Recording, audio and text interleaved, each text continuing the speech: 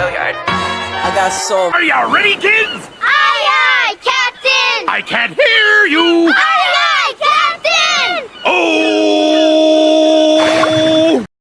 Assalamualaikum warahmatullahi wabarakatuh. Kami dari kelas 81. Perkenalkan, nama saya Oktanoviana Putri. Saya Nida Urahma. Saya Raisa Tia. Saya Salsabila. Di sini kami akan mempersembahkan sebuah video drama singkat yang berisi tentang sejarah berdirinya Daulah Mamluk. Selamat menyaksikan.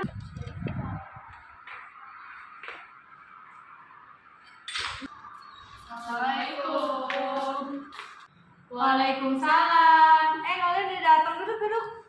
Iya, makasih. Kalian lagi baca apa itu? Bukunya asik banget. Iya nih, kita lagi baca sejarah berdirinya Daulah Mamluk. Kalian mau nggak kita ceritain sejarah berdirinya Daulah Mamluk? Boleh banget kalau kalian gak keberatan. Ya dong, ceritain coba. Oh ya udah, kita ceritain ya sejarah berdirinya Daulah Mamluk. Tapi kita gantian ya, Sal. Oke, aku dari mana? Nih, kamu dari yang ini aja. Oke. Jadi Daulah Mamluk berdiri pada pertengahan abad ke-13 Masehi dengan menganut paham Sunni. Kehadirannya memiliki hubungan dengan daulah sebelumnya, yaitu Daulah Ayyubiyah. Karena orang-orang yang terlibat dalam proses pendirian Daulah Mamluk adalah budak-budak yang dahulunya bekerja pada Daulah Ayyubiyah. Kata Mamluk sendiri bermakna budak. Mereka pada awalnya adalah para tawanan Daulah Ayyubiyah yang dijadikan sebagai budak. Para budak tersebut kemudian diberi pendidikan militer dan agama untuk selanjutnya dijadikan sebagai tentaranya. Kemudian pada suatu ketika penguasa Daulah Ayyubiyah mengeluarkan suatu kebijakan dengan menempatkan budak-budak tersebut sebagai kelompok tersendiri yang terpisah dari masyarakat.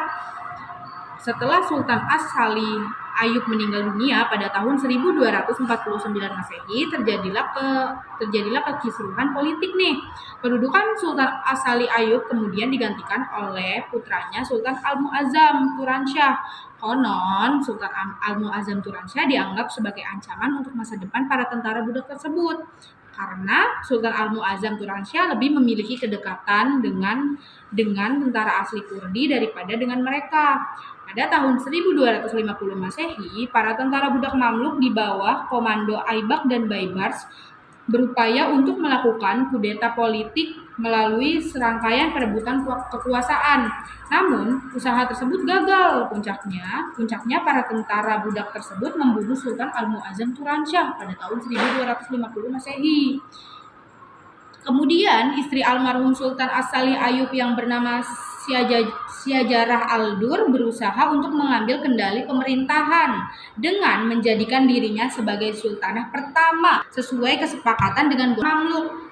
Akan tetapi, ia tidak memiliki kekuasaan penuh karena kekuasaan sebenarnya berada di kaum Mamluk. Karena itu, Syajarah Ad-Dur hanya sebagai seorang pemimpin Daulah Ayyubiyah sebatas lambang saja, kedaulatan yang real. Sebab Syajarah Al-Dur berasal dari kalangan budak Turki atau Armenia. Kepemimpinan Syajarah Al-Dur hanya berlangsung selama 80 hari saja, sebab para amir tentara budak lebih memilih Izzuddin Aibak sebagai sultan. Akhirnya Syajarah Al-Dur pasrah. Namun kemudian Syajarah Al-Dur memutuskan menikah dengan Izzuddin Aibak, pemimpin Mamluk tersebut, dengan harapan terus berkuasa di balik layar. Selanjutnya, Izzuddin Aibak mengangkat seorang keturunan Ayyubiyah yang bernama Sultan Al-Ashraf sebagai penguasa. Namun, Al-Sultan Ashraf pada akhirnya dibunuh oleh Izzuddin Aibak tahun 1252. Masa kekuasaan Sultan Al-Ashraf hanya 2 tahun saja, sejak tahun 1250 sampai 1252 Masehi. Keberadaan Daulah Ayyubiyah pun berakhir. Daulah Mamluk berkuasa di Mesir pada tahun 1250 sampai 1217 Masehi. Daulah Mamluk terdiri atas berbagai ras yang berbeda-beda, tapi mereka mampu mengapresiasi dengan baik pembangunan arsitektur dan kesenian. Fondasi kekuasaan Daulah Mamluk diletakkan oleh penguasa pertamanya Sultanah Syajarah Al-Dur di masa jabatannya yang sangat pendek, yakni 80 hari. Ia menerbitkan keping mata uang yang menyandang namanya dan memerintahkan namanya disebut dalam khutbah Jumat. Daulah Mamluk terbagi menjadi dua, yakni Mamluk Bahri adalah budak-budak yang dimiliki oleh Sultan As-Soleh Najmuddin dari Daulah Ayyubiyah. Mamluk Burji terdiri atas budak-budak yang diimpor.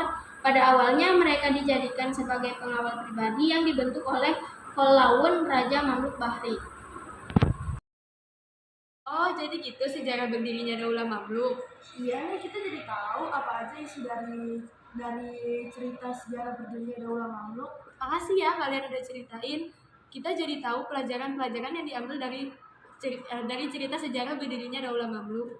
Iya, sama-sama. Kalian jangan lupa sering baca sejarah kebudayaan Islam ya. Iya benar, karena di sana banyak pelajaran-pelajaran yang bisa kalian ambil dari sejarah itu. Terima kasih semuanya. Terima kasih karena kalian sudah menyaksikan video drama singkat kami. Semoga kalian suka dengan video drama singkat kami. Dan semoga kalian juga dapat mengambil pelajaran dari video drama singkat kami. Maaf bila ada kesalahan. Wabillahi taufiq wal hidayah. Wassalamualaikum warahmatullahi wabarakatuh.